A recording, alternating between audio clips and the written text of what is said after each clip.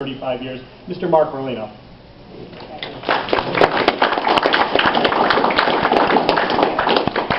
Like you said, met at a science fiction convention for almost 35 years. Rodney Stansfield, Rod O'Reilly.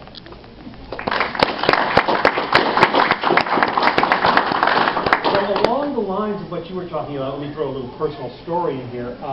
Around about 1977, we're going to toss you out a lot of bon mots of various, have you heard of this thing? And if you haven't, you bloody well should have, because there's a certain furry backlog that people really ought to know about, not in terms of fandom, but just in terms of stuff. Because there's kind of stuff that we grew up on and that we really think are honest and cool.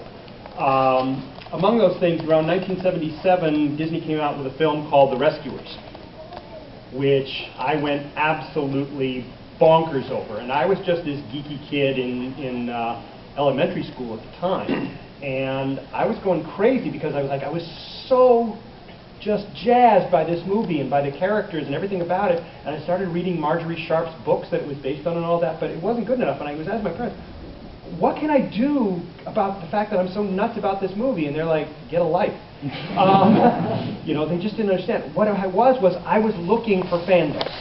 I had no idea at that age what a fandom is, but I was looking for other human beings that I could geek out about this thing that I had discovered.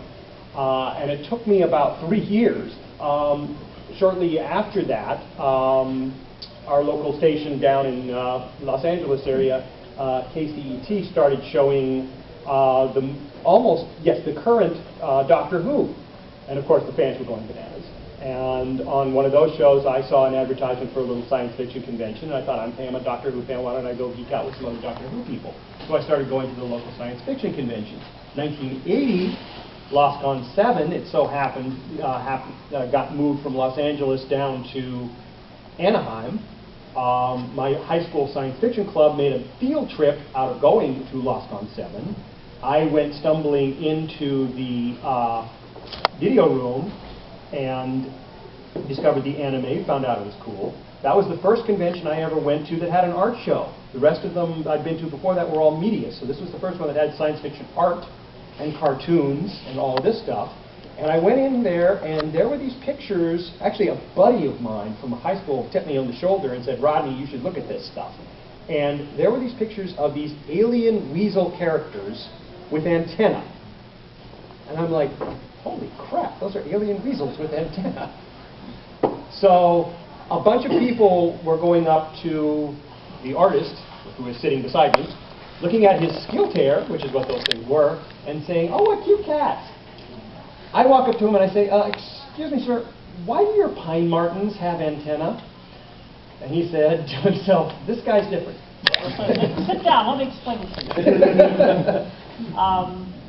So along the road I created this skill character originally because I wanted to write science fiction with the aliens that weren't humans with stuff stuck on their foreheads.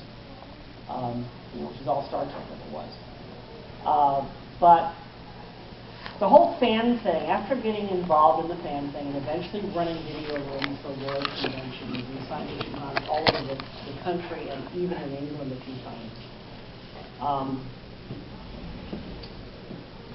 One of the first things that happened that I noticed was pretty obvious was anime began infiltrating science fiction conventions. The biggest one being Baycon. Baycon happened at that point at the Doubletree Hotel right down the street here by the airport.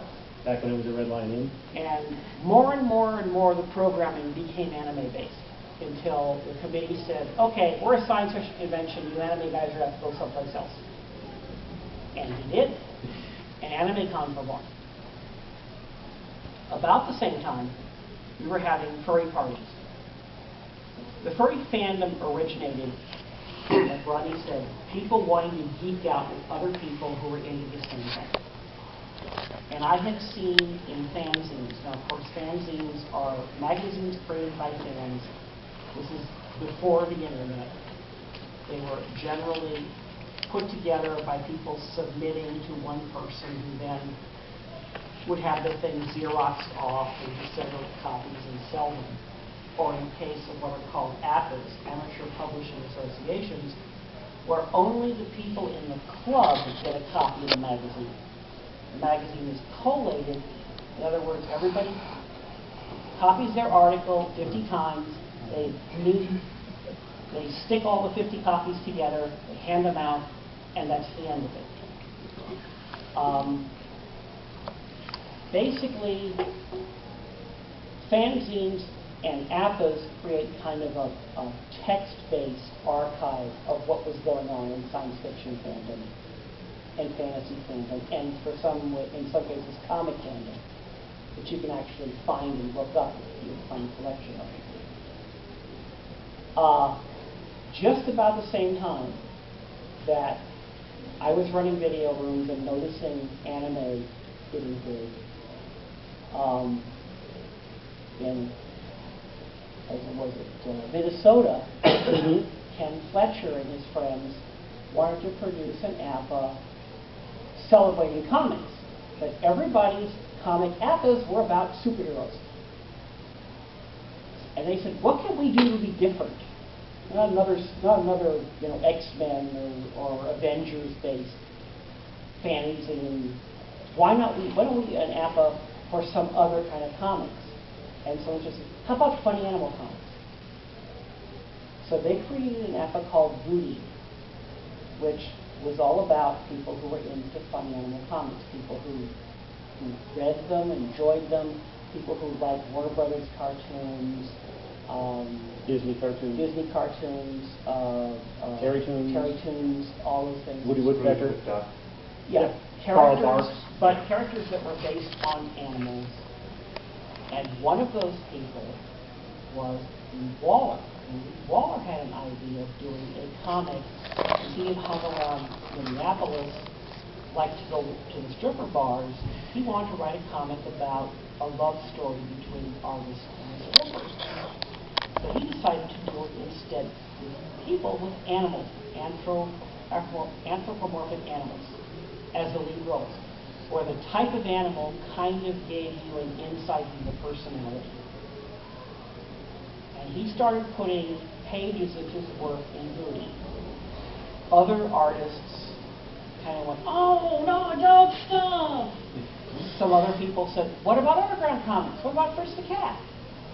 Comics for adults, where the cartoon characters do adult stuff.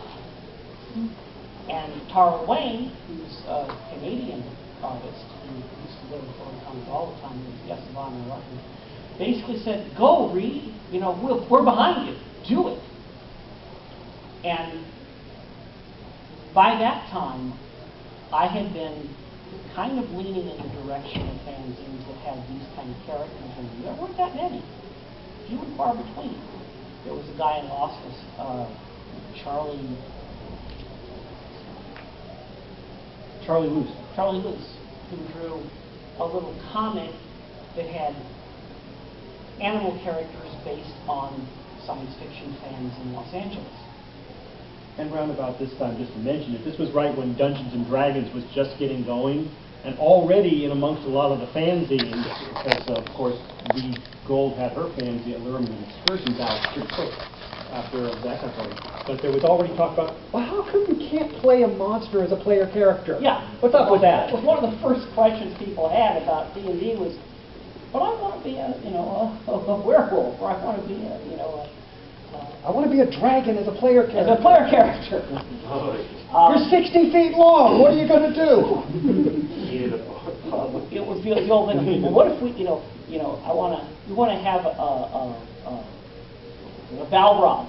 But what if you get one when it's young? It gets you press on you or something. So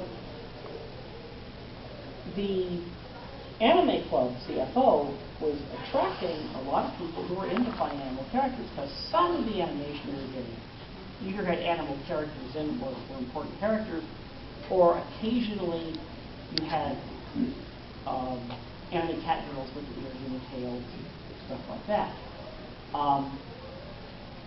I had used a skill tear as our club mascot. Rather than take a copyrighted character, I used her